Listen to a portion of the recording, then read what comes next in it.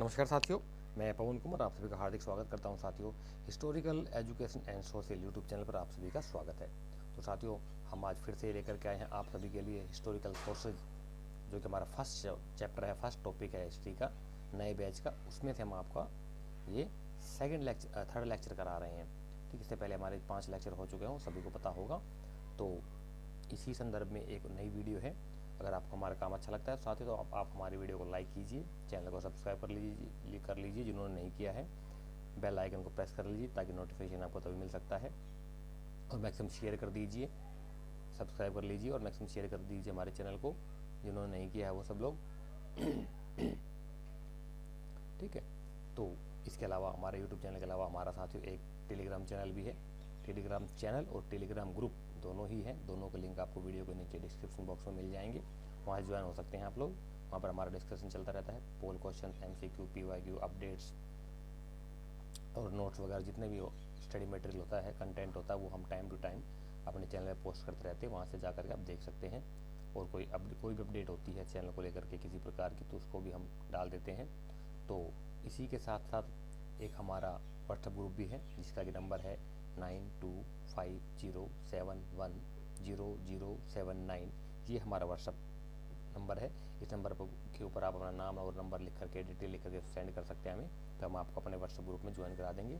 अगर लिंक के माध्यम से आप ज्वाइन होना चाहते हैं तो लिंक आपको वीडियो के नीचे डिस्क्रिप्शन बॉक्स में मिल जाएगा, वहाँ ज्वाइन हो सकते हैं। और इसी के साथ साथ एक हमारा पेड कोर्स भी है। एक पेड कोर्स भी, जिसमें कि हम आप सभी को सारा ही कंटेंट प्रोवाइड करवाते रहेंगे टाइम टू टाइम।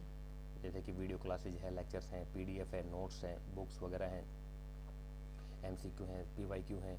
और हमारी गूगल मीट हर सैटरडे शाम रात को 9 बजे होती है। वो हमारा एक डाउट क्लियरिंग सेशन होता है, जिसमें कि हम स्टूडेंट्स के सभी प्रकार के जो भी डाउट होता है उनको क्लियर कराने का प्रयास करते हैं। तो उसके लिए भी उसको वो भी इसमें इंक्लूड है। और 24 आवर सपोर्ट होती है हमारी उसके लिए स्टूडेंट्स के साथ में। ये प्रकार की कोई दिक्कत आए तो हम उनको सोल्व करने का प्रयास करते हैं। तो उसका सारा मिनिमम से मिनिमम चार्ज तक हमने सिर्फ ओनली 500 रुपीज़। तो 500 रुपीज़ पे करके वो आप पेड कोर्स आप हमारा ज्वाइन कर सकते हैं। उसके लिए नंबर नीचे मिल जाएगा आपको, उस नंबर पर आप मैसेज कर सकते हैं, कॉन्टैक्ट कर सकते हैं, अपना पेड कर सकते हैं UPI के माध्यम से। फ़ोनपे, गूगल पे, पेटीएम सब चलता है उसी नंबर पर। तो ये तो था हमारे चैनल के बारे में। अब हम अपनी क्लास में चलते हैं। तो साथ ही क्लास में सबको पता होगा हमारा MCQ सीरीज चल रही है फर्स्ट टॉपिक की, फर्स्ट चैप्टर की, जो कि हिस्टोरिकल सोर्सेज है। ऐतिहासिक स्रोत है, इतिहास को जानने के कौन कौन स्रोत है उसके बारे में चल रहे हैं। ठीक है, 2 लेक्चर हो चुके हैं, थर्ड लेक्चर ये है उसका। तो इसका फर्स्ट क्वेश्चन आज का क्या कहता है कि भारत में प्राचीनतम उपलब्ध आत्मकथा कौन सी है। ये थोड़ा नहीं दिखाई पड़ रहा होगा, कोई नहीं, मैं बता देता हूँ आप सभी को कि भारत में उपलब्ध, ये देख लीजिए, भारत में प्राचीनतम उपलब्ध आत्मचरित्र कौन सा है। आत्मचरित्र जिसको जो कि खुद एक ऑटोबायोग्राफी कह सकते हैं एक प्रकार से, जीवनी कौन सी है, तो बताइए कौन सी है। और 4 ऑप्शन दिए हुए हैं, राजतरंगिणी, पृथ्वीराज रासो, नंदी कलम्बक्कम, या फिर आपका हर्षचरित। पृथ्वीराज रासो है ये। ठीक है, चंद्र भारद्वाज का लिखा हुआ पृथ्वीराज रासो, या फिर राजतरंगिणी, कल्हण, नंदी कलम्बक्कम, या फिर हर्षचरित। तो बताइए कौन सा राइट आंसर होगा इसका। ऑप्शन दिए हुए आपके सामने 1 2 3 4 कमेंट बॉक्स के माध्यम से आप ऑप्शन दे सकते हैं, नीचे आंसर कर सकते हैं। इसके लिए आपको 30 सेकंड्स का टाइम दिया जाता है। 30 सेकंड्स के अंदर ही आपने अपना राइट आंसर, जो भी आपके अकॉर्डिंग आपको लगता हो, वो आप पुटअप करना है। ठीक है,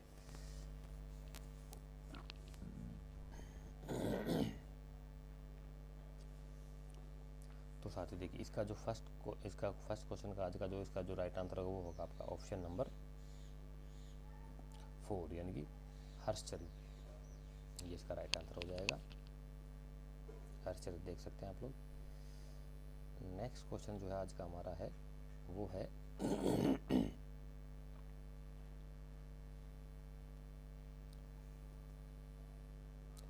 चीनी यात्री फाहियान ने आएगा यहाँ पर। चीनी यात्री फाहियान ने किस स्थान से भारत आया था। चीनी यात्री फाहियान चीन के किस स्थान से भारत आया था, सॉरी, हाँ, चीनी यात्री फाहियान जो था वो चीन के किस स्थान से भारत आया था।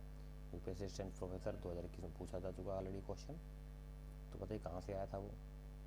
ये 4 ऑप्शन दिए हुए हैं, वुयंग, वुहान, बीजिंग, पीकिंग।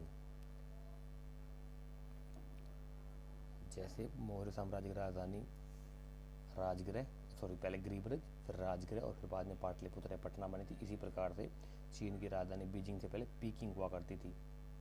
मिडाइवल चीन का हिस्ट्री वगैरह आप पढ़ोगे, मैंने पढ़ा है China and Japan, history of China and Japan, तो उसमें पीकिंग उनकी राजधानी थी। वुहान एक जिला क्या बोलते प्रांत है उनका ये वही वुहान है जहाँ से कोविड-19 का प्रसार हुआ था। वही लैब थी। बीजिंग आधुनिक राजधानी है चाइना की। फुयंग ये भी एक प्रांत है वहाँ का। ठीक, तो बताइए कहाँ से आया था वो। आंसर करने के लिए आपको 20 से 30 सेकंड का टाइम दिया जाएगा, ज़्यादा नहीं मिलेगा। फटाफट अपना आंसर कीजिए।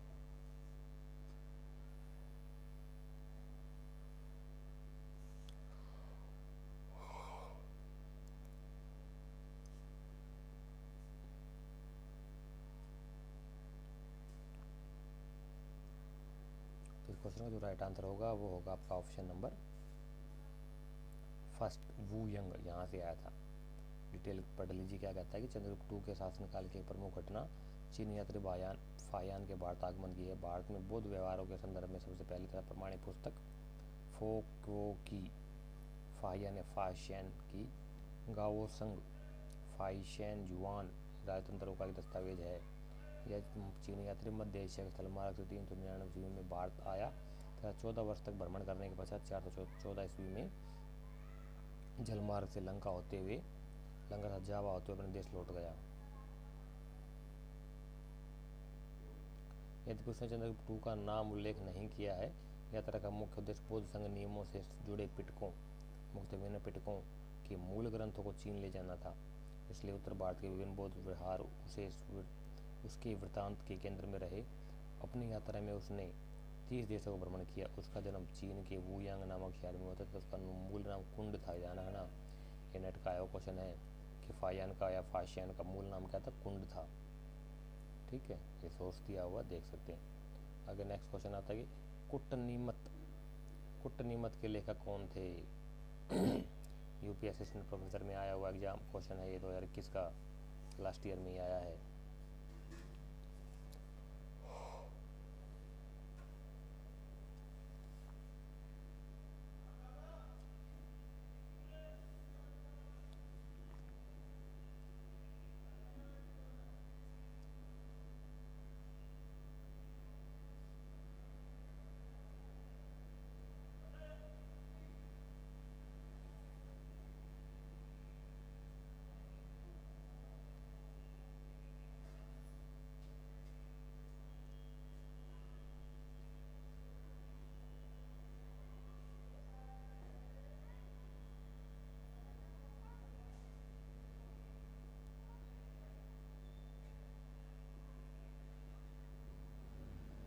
क्वेश्चन का जो राइट आंसर है साथी वो होगा आपका ऑप्शन नंबर फर्स्ट, यानी दामोदर गुप्त। जी आपके नोट कर लीजिए चीज़ों के साथ ही हिस्टोरियोग्राफी में आएंगे आपके बहुत ज़्यादा। कौन से बुक का राइटर क्या है। नेक्स्ट क्वेश्चन कहता है कीर्ति कौमुदी का लेखक कौन था। यूपी असिस्टेंट प्रोफेसर में आया हुआ एग्जाम है, ये क्वेश्चन है 2021 का। बताइए कीर्ति कौमुदी का लेखक कौन था।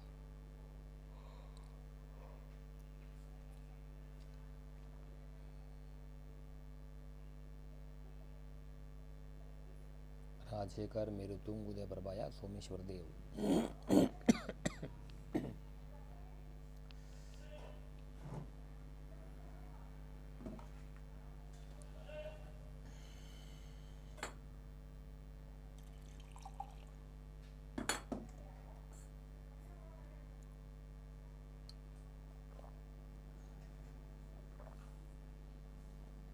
इस क्वेश्चन का जो राइट आंसर होगा वो होगा आपका ऑप्शन नंबर 4, यानी सोमेश्वर देव। ये फैक्चुअल क्वेश्चन होते हैं, इनको आपको याद ही करना पड़ेगा और कोई इनका शॉर्ट ट्रिक नहीं है। ये नेक्स्ट क्वेश्चन आ गया, ये बहुत इंपॉर्टेंट है, आया हुआ है। मुरुल जहाब के लेखक कौन थे बताइए।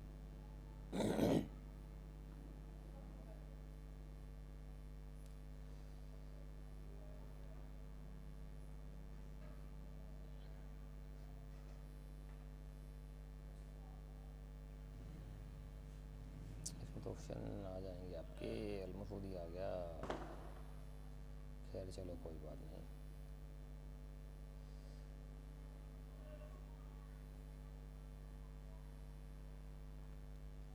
अल मसूदी के डिटेल पढ़ लेना आप ये। 916 के बीच का टाइम पीरियड है इसका। बगदाद गया था जिसे इतिहास विशेषज्ञ होने के कारण अरब का हेरोडोटस कहा जाता है। अल मसूदी प्रतिहार शासक महिपाल प्रथम के समय भारत आया था। अपनी पुस्तक मुरुल जहाब या मुरुल जहाब में गुजर प्रतिहार राजा को अल जुजर, हाँ ये बहुत इंपॉर्टेंट है, अल जुजर और बऊर और बलहर किस किस ने किस किस को कहा है। जैसे इसने अब प्रतिहार राजा क्या बोलते हैं आपके महिपाल को प्रथम कहा था ना, क्या अल जुजर, इसी प्रकार से बलहर और बऊर किसने किसके बारे में कहा, ये देख लेना अपना, बहुत इंपॉर्टेंट है, नेट के आए क्वेश्चन है। और कहता है पूर्ववर्ती प्रतिहार शासक मिहिर भोज को बऊर तथा राष्ट्र शासक इंद्रदत्त को बलहर कहा है। हाँ ये देखो ये आ गया ना, ये बहुत इंपॉर्टेंट है। उसने पान का विस्तृत विवरण किया है। साथ ही मुल्तान मंसूरा नगरों के बाढ़ से संबंधों के बारे में विस्तार से लिखा है।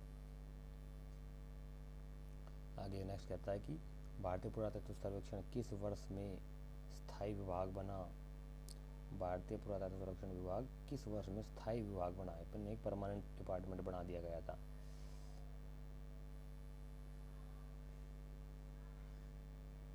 तो आंसर दिखाई पड़ गया होगा। आ गया था कि जॉन मार्शल के बाद भारतीय पुरातत्व सर्वेक्षण का महानिदेशक किसे बनाया गया। ये भी यूपीएससी प्रोफेसर में आया हुआ एग्जाम क्वेश्चन है। ये 4 ऑप्शन दिए गए हैं, 4 ऑप्शन में बताइए क्या था इसका राइट आंसर।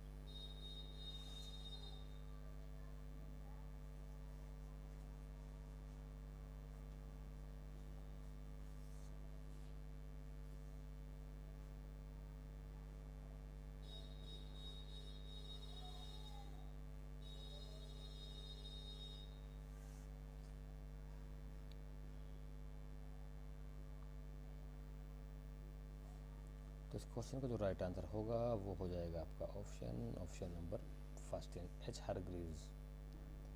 किस ग्रंथ में शूद्रकों का उल्लेख पहली बार हुआ है। तो 4 ऑप्शन दिए हुए हैं, 1 2 3 4, बताइए किस में हुआ है शूद्रकों का उल्लेख। पहले तो आपको ये पता होना चाहिए शूद्रक कौन थे, ठीक है। उसका उल्लेख सबसे पहले कौन से ग्रंथ में हुआ। महावस्तु, पाणिनि का गणपाठ, महाभारत या पतंजलि का महाभाष्य। सिंपल क्वेश्चन, अगर देख पढ़ा होगा तो आपने बता सकते हो, अदरवाइज बहुत मुश्किल भी है। जिसे नहीं पढ़ा उसके लिए सारा ही कुछ मुश्किल है भाई, जिसने पढ़ा हो इजीली बता सकता है, उसके लिए सारा आसान है।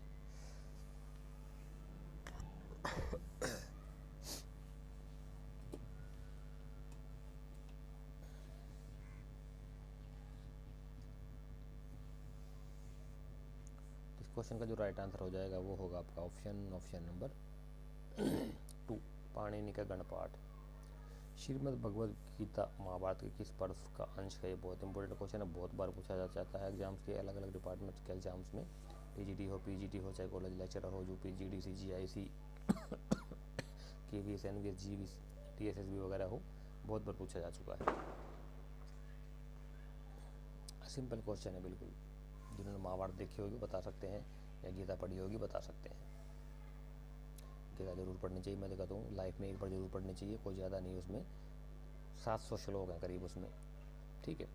और मिल जाएगी आपको गीता इजीली। 3 तरह की चल रही हैं, 4-5 तरह की, वैसे तो टीकाएं बहुत लिखी गई हैं उसके ऊपर।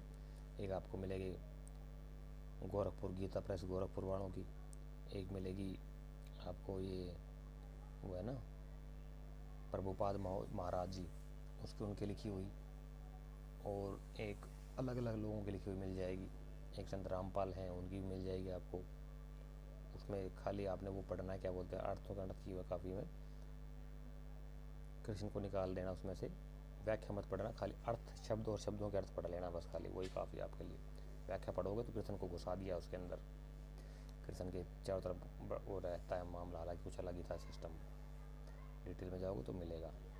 तो इसका राइट आंसर है ऑप्शन नंबर 2, भीष्म पर्व। महाभारत में कुल 18 पर्व हैं, ये उनकी डिटेल देख लेना अपना कौन कौन से हैं, ठीक है।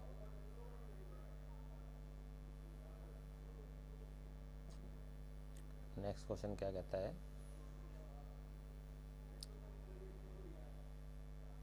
ये इसको डिटेल दे रखी है आगे महाभारत के बारे में और आपके गीता के बारे में ही,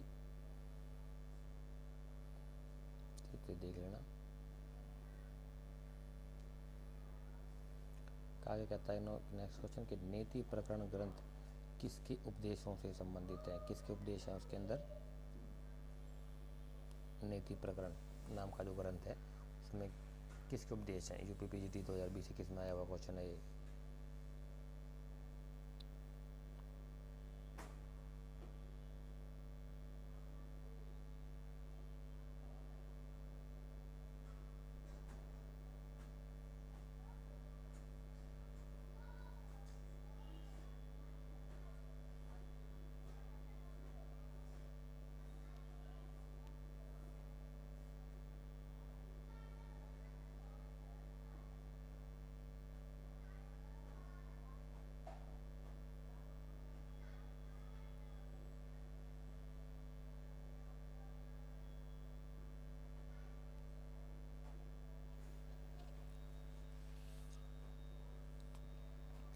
इस क्वेश्चन का जो राइट आंसर है साथी वो हो जाएगा आपका ऑप्शन नंबर 2, महात्मा बुद्ध। नीति प्रकरण या नीति गंधा के रचयिता महाकात्यायन थे। इसमें बौद्ध के तर्क विज्ञान का वर्णन है। ये नोट करते हैं ना साथ के साथ अपना। कौन थे इसके राइटर? महाकात्यायन। आगे आता है कि निम्नलिखित किस विद्वान ने भारतीय इतिहास को सर्वप्रथम 3 कालखंडों में हिंदू सभ्यता, मुस्लिम सभ्यता और ब्रिटिश काल में विभाजित किया? ये हरामखोर ने क्या किया? तीनों में डिवाइड कर दिया। लेकिन प्राचीन एंशिएंट इंडिया का हमारा इसमें हिंदू राजा था तो हिंदू में, मध्यकाल में मुस्लिम राजा का तो उसको मुस्लिम काल में, लेकिन मॉडर्न इंडिया को इसने ईसाई काल में नहीं किया। क्यों? क्योंकि ब्रिटिशर्स तो ईसाई ही थे, चाहे कोई भी कंपनी हो, वो पुर्तगाली कंपनी हो, डेनिश हो, फ्रेंच हो, है ना, सारे ईसाई थे लगभग। लेकिन उसको ईसाई में उसको क्या कर दिया? उसका ब्रिटिश काल का नाम दे दिया उसको और डिस्टोर्ट किया। तो वो महाशय कौन थे ज़रा बताइए? यूपी पीजीटी में आ चुका है क्वेश्चन। आवाज़ आ रही है ना आप सभी को? यहाँ लगा के बोलूँ? ठीक है, मेरी ख्याल से आवाज़ तो आ जाती होगी ना आप लोगों को। नया माइक मंगवाया है, 1-2 दिन और वेट कर लो, 2-4 दिन, 10 तारीख तक अपना नया माइक आ जाएगा, फिर और अच्छी आवाज़ आएगी। टेंशन ना लो।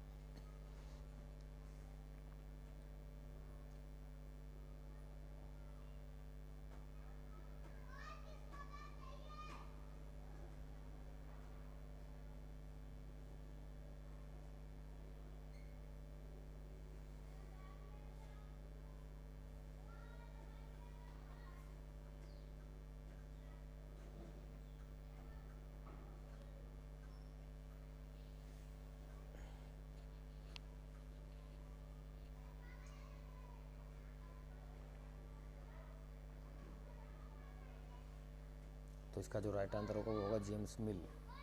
जेम्स मिल ये आ गया। ठीक है, कहता है निम्नलिखित में एक निरपेक्ष तिथि विधि नहीं है। कौन सी नहीं है भाई? तिथि निरपेक्ष विधि कौन सी नहीं है? पुराचंबकीय विधि, कार्बन 14 विधि, कार्बन C14, ऊष्मादीप्ति विधि या स्तर विज्ञान। कौन सी निरपेक्ष तिथि विधि नहीं है? MH सेट 2020 का आया क्वेश्चन है। MH बोले तो कोई बता इधर MH क्या होता है? देखते कितने लोगों को पता है MH से कि कौन सा स्टेट का अर्थ निकल पाता है। देखिए बताइए ज़रा, कमेंट करिए, देखते कितने लोगों को पता है।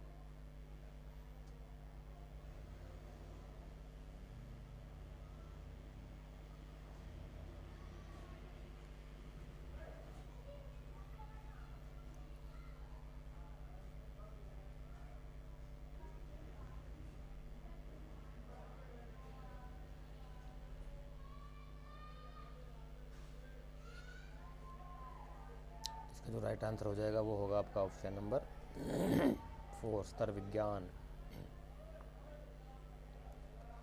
स्ट्रेटिग्राफी। ये देख लेना, डिटेल दी हुई है इसमें, व्याख्या इसकी, व्याख्या अपने खुद पढ़ लेना भाई।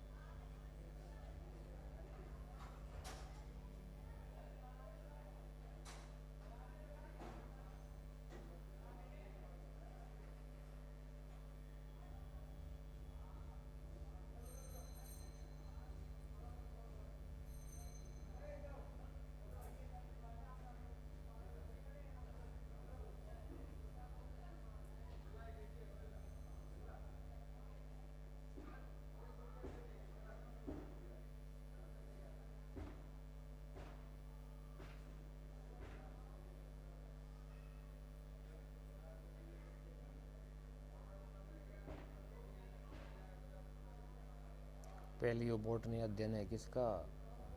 फिर आ गया MH सेट 2020 का आया हुआ है। MH बोले तो महाराष्ट्र, महाराष्ट्र स्टेट का स्टेट एलिजिबिलिटी टेस्ट जो होता है उसमें आया हुआ है, जैसे एच हरियाणा है तो हरियाणा में एच टेट होता है, Haryana state eligibility test.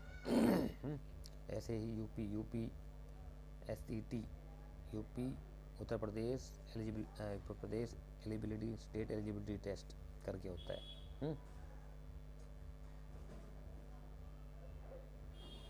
UP TET होगा, Uttar Pradesh teacher eligibility test.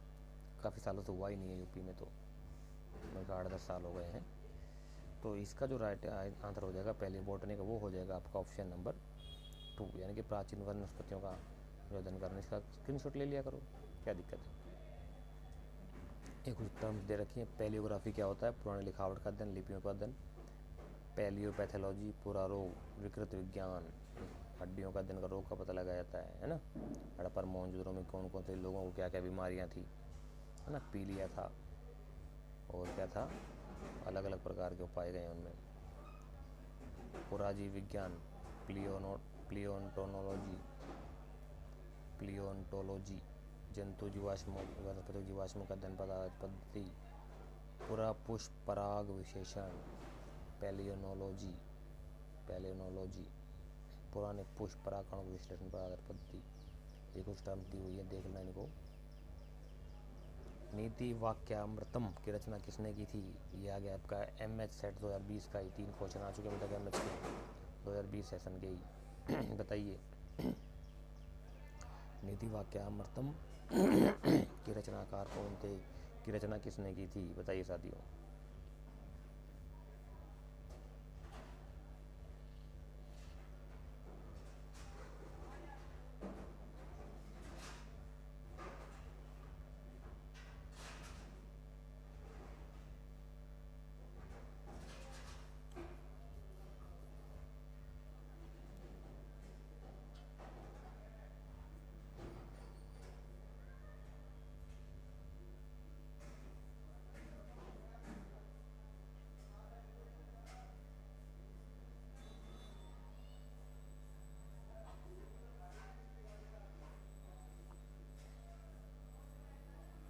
तो इसका राइट आंसर होगा सोमदेव।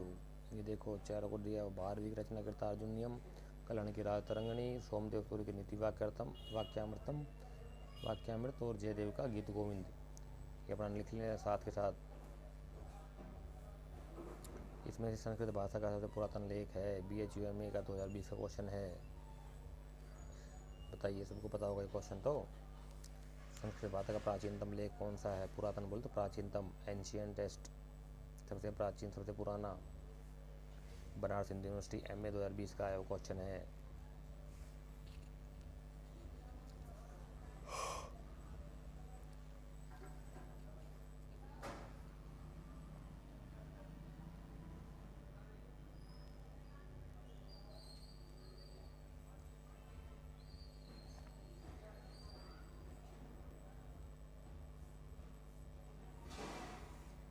जो राइट आंसर होगा वो होगा आपका ऑप्शन नंबर फर्स्ट, वेद।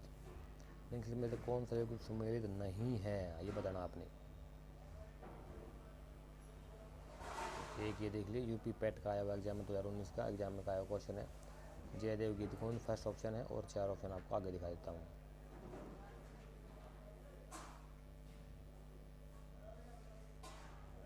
सिंपल क्वेश्चन, बिल्कुल सिंपल क्वेश्चन है, ये सबको पता ही होगा एटलीस्ट।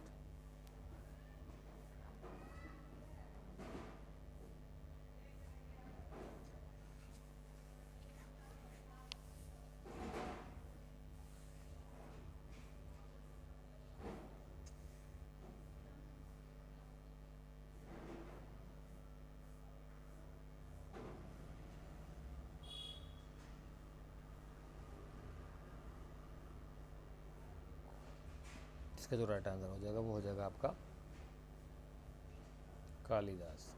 ये मैच में तो नहीं, क्योंकि कालिदास की रचना मृच्छकटिकम, ये जो रचना है ये शूद्रक की है। किसकी है? शूद्रक की है। मृच्छकटिकम बोले तो मिट्टी का खिलौना गाड़ी, ना कि कालिदास की है।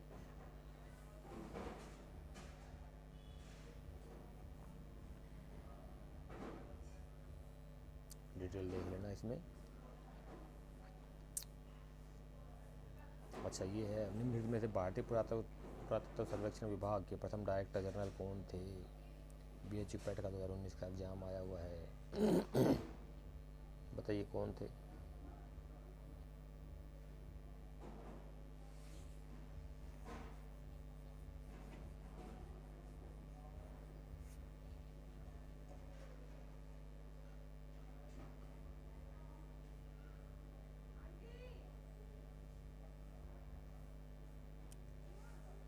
सबको पता ही होगा लगभग, इसका तो नहीं पता।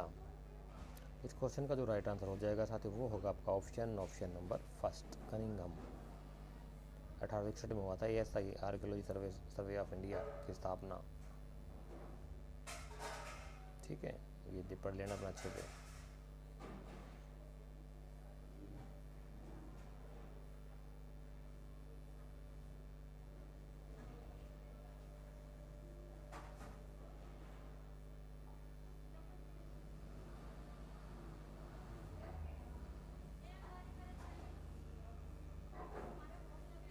पढ़िए, स्पीड बढ़ाओ अपनी भैया। क्या कहता है कि भारत निम्नलिखित में से भारत की प्राचीनतम लिपि कौन सी है? बताइए। ये ब्राह्मणवाद कर दिए इसमें। देखो ये क्या चाहते हो, ओरिजिनल नाम तो इसका नागरी, क्या नाम है, नागरी। इसका आगे देवनागरी लगा दिया। ये देवनागरी नहीं है, इसका नाम ओरिजिनल जो नाम वो नागरी है। ठीक है, खरोष्टी, पाली, ब्राह्मी, नागरी। पाली एक में 5वां ऑप्शन और देता हूँ, कौन सी? प्राकृत। प्राकृत बताइए कौन सी प्राचीनतम है? 5 ऑप्शन दे दिए मैंने आपको।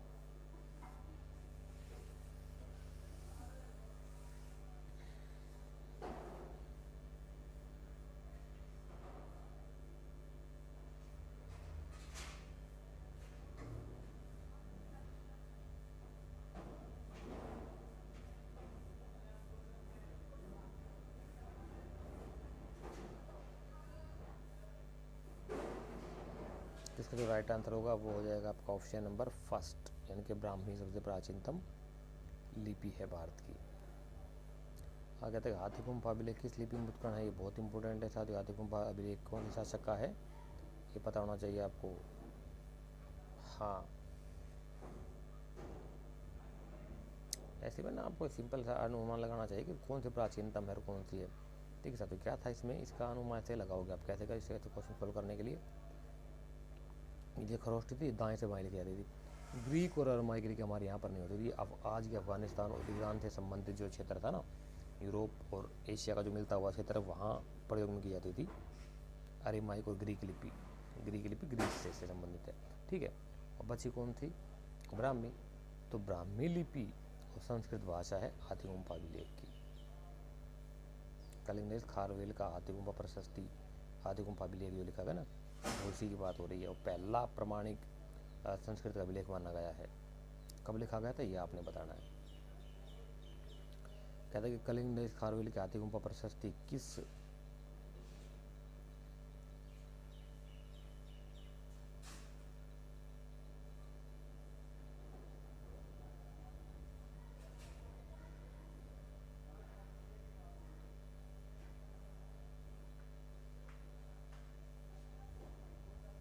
भाषा में उत्कीर्ण की गई?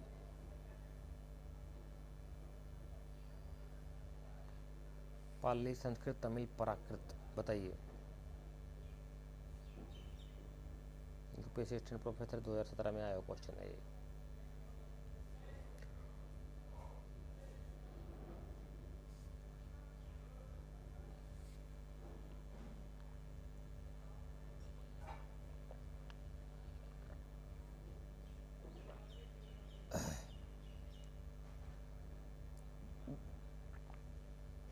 यूपी नहीं भाई, यूटी। यूटी का मतलब क्या कोई बताएगा?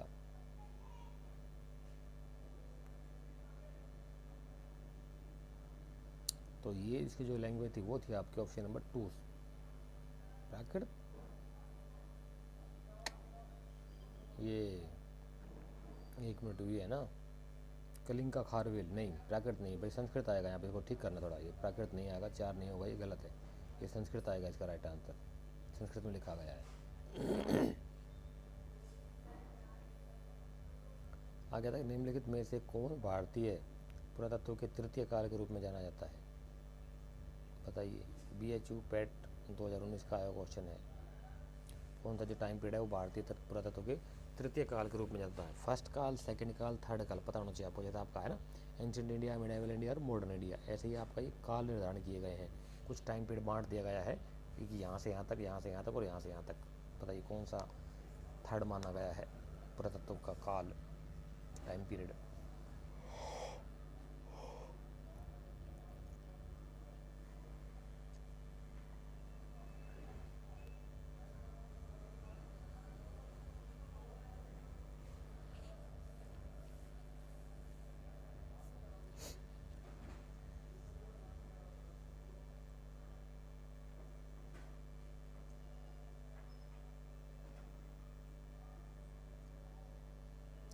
तो इस क्वेश्चन का जो राइट आंसर हो जाएगा साथी वो होगा आपका ऑप्शन नंबर 2, यानी कि 1944 से लेकर के 1960 के बीच में ये माना गया है तीसरा काल। निम्नलिखित में से भरत मुनि किसके लेखक हैं? बहुत इंपॉर्टेंट है साथियों। भरत मुनि ने बहुत सारे नाटक वगैरह लिखे हैं, बहुत सारी किताबें लिखी हैं, उन्हीं से ही नाट्य शास्त्र का जन्म माना गया है। नाटक कला जो है ना भरत मुनि की देन बताते हैं। उन्होंने बहुत सारी पुस्तकें लिखी थी जिनमें से बहुत सारे गायब हो गई हैं, मतलब मिली नहीं है, उपलब्ध नहीं है इस समय हमारे पास। उनका उल्लेख मिलता है अलग अलग जगहों पर, उनकी पुस्तकों का उल्लेख मिलता है हमें तत्कालीन ग्रंथों में।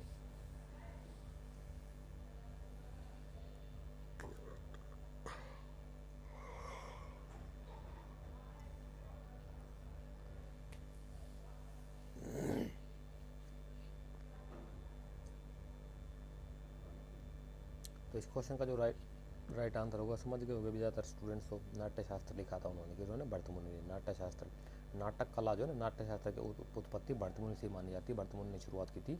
और तो बता ये कहाँ के निवासी थे, कहाँ के रहने वाले थे। और एक और है इनका, इनको नाट्य शास्त्र को पढ़ने के लिए, समझने के लिए एक छोटा सा ग्रंथ पहले पढ़ना पड़ेगा, फिर जाके आपको नाट्य शास्त्र समझ में आएगा। वो है नीलमत पुराण, शायद पता नहीं है या नहीं है, वो पढ़ना पड़ेगा आपको, तब जाकर के आप समझ सकते हैं उसको, नाट्य शास्त्र को। भरत मुनि के बहुत महान विद्वान थे ये देखिए भरत मुनि के नाट्य शास्त्र तथा प्रस्तुत कला पर लिखा गया प्राचीनतम मानक ग्रंथ है। इसमें उन्होंने कहा कि ब्रह्मा ने पहली बार नाट्य शास्त्र को 5 वेद के रूप में भरत नामक ऋषि को सौंपा। नाट्य शास्त्र पर सर्वाधिक प्रमाणिक टीका अभिनव भारती नाम से अभिनव गुप्त द्वारा लिखी गई थी। ये बहुत इंपॉर्टेंट है, देख लेना, नोट कर लेना अपना, कापी किताब नोटबुक पेन लेके बैठा करो, नोट कर लिया करो। उत्तरी भारतीय शास्त्रीय संगीत का बाइबल ग्रंथ संबंधित है। UPBE प्री 2019 का क्वेश्चन आया हुआ है। बताइए उत्तरी भारतीय शास्त्रीय संगीत का बाइबल ग्रंथ किस से संबंधित है?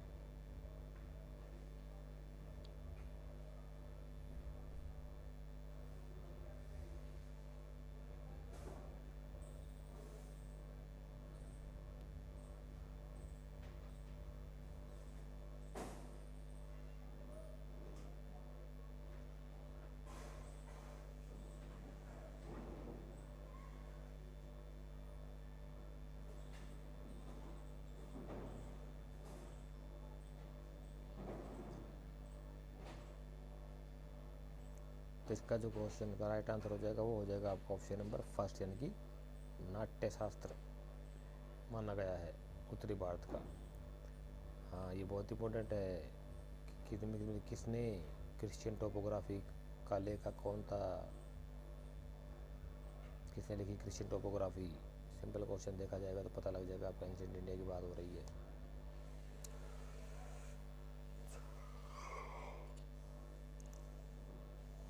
हिंदी में कोई नाम बताएगा इसका क्या था?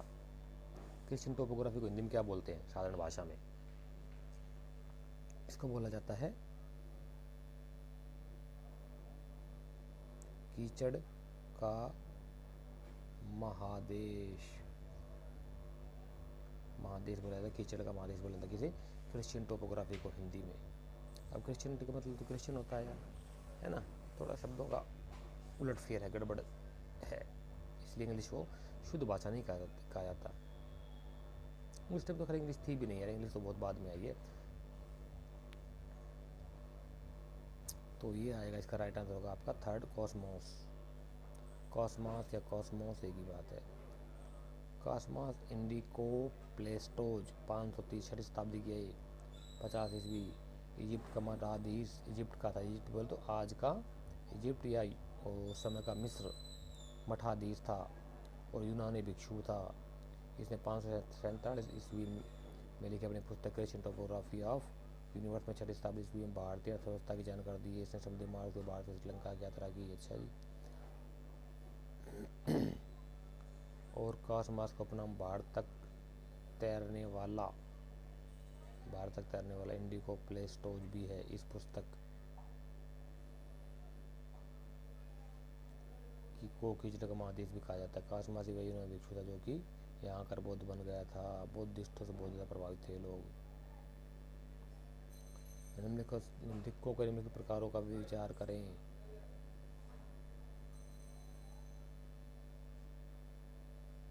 सही काल को चुनना कि कौन से पहला सिक्के, किस प्रकार के सिक्के पहले आए, कौन से उसके सिक्के बाद में आए।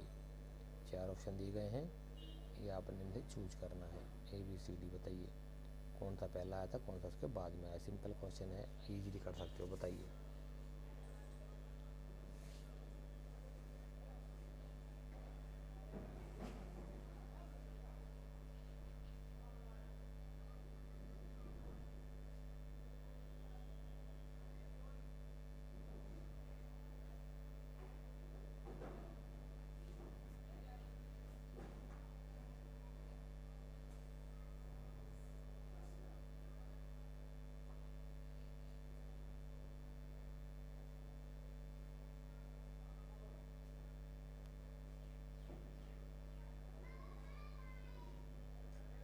ऐसे क्वेश्चन को सॉल्व करने के लिए कंपेयर किया करो। आप देखो जैसा जो कि सबको पता है कि सबसे पहले जो सिक्के डाले गए थे वो कौन से थे, पंचमार्ग या आहत सिक्के, सी। तो सी पहले इसमें भी है, इसमें भी है, तो ये दोनों रेस से बाहर हो गए, इनको छोड़ दो।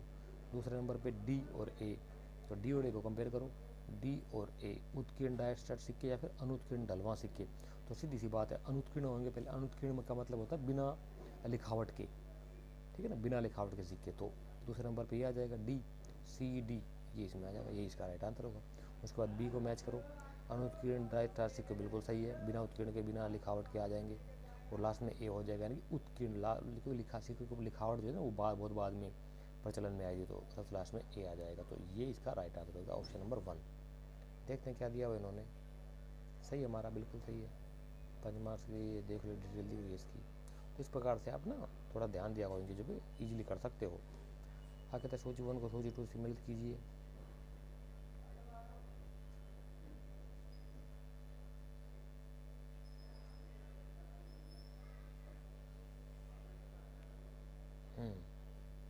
बताइए कौन सी कब लिखी गई थी। सिंपल, बिल्कुल सिंपल है, इसमें है ही क्या।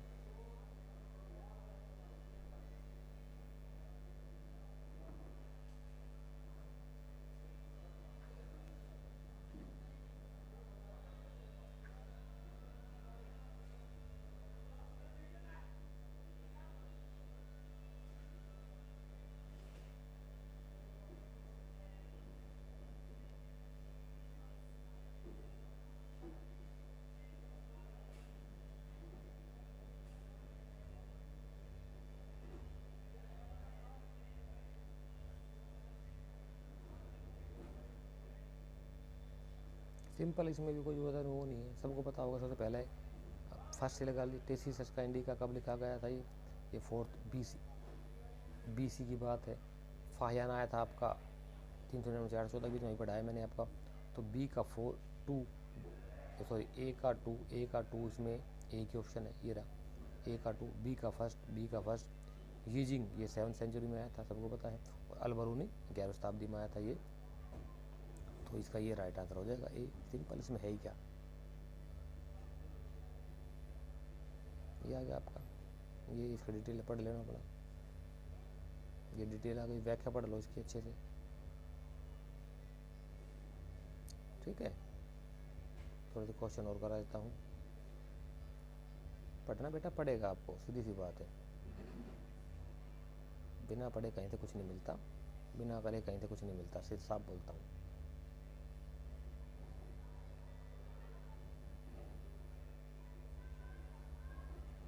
डिटेल पढ़ लेना ये रही।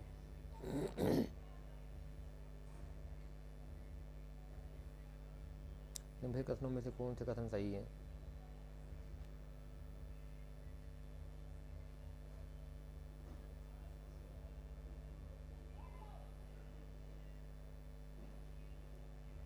विकल्प दिए हुए, ऑप्शन दिए गए हैं, तो ऑप्शन यहाँ दो उत्तर दिखाऊंगा, पहले अपना इनमें से कंफर्म कर लो, फिर आगे दिखाता हूँ। ABCD ACD कौन से कथन सही है बात हो रही है।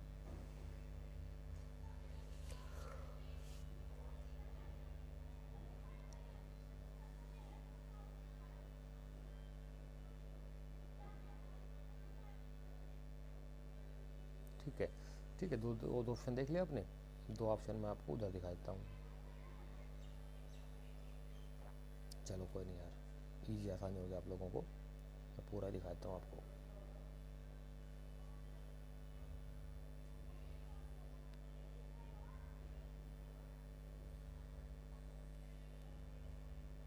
अरे यार, अच्छा अच्छा अच्छा अच्छा, ये गड़बड़ हो गई।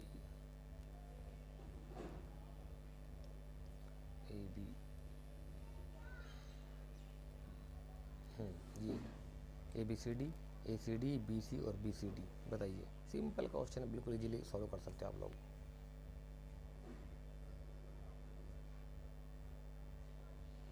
इसमें क्या है, इसमें ये है क्या कि ये देखो, पंचमार्सी के वर्षों से पहले पाए गए, बिल्कुल सही है। बी एशिया के जिन पर जाने करें शासक का नाम चित्र गुप्त शासक चालू को, बिल्कुल गलत है।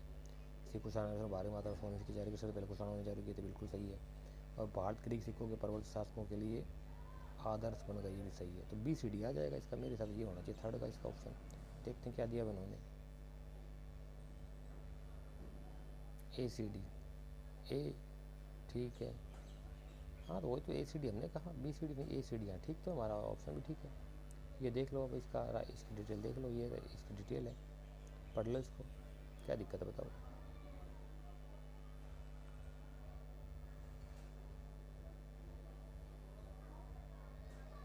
इसकी डिटेल व्याख्या पढ़ लो, इसको व्याख्या को अच्छे से पढ़ लिया कर, व्याख्या में से ही अपने क्वेश्चन बनते हैं। ये थ्योरी पढ़ा रहा हूँ मैं आप सभी को, साथ ही ध्यान रखना, दोबारा नहीं कराऊंगा।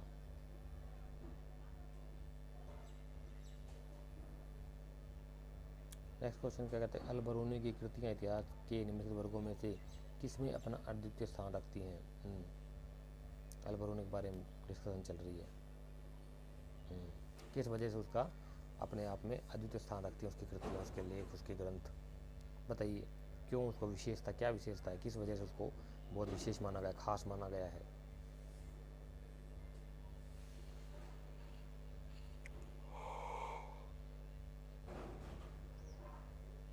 सिंपल है, इजीली बिल्कुल आराम से बता सकते हो, आसानी से बता सकते हो आप लोग।